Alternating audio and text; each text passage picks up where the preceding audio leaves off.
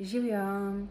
Evo, danes bom podelila z vami eno čudovito kreacijo, ki je nastala skozi moj pretok preko energije nadangela Mihaela. In ta energija, ko sem bila povezana, je tako v stebru, je tako jasna, a hkrati za to jasnostjo se skriva ena taka velika svoboda, nežnost in ljubezen.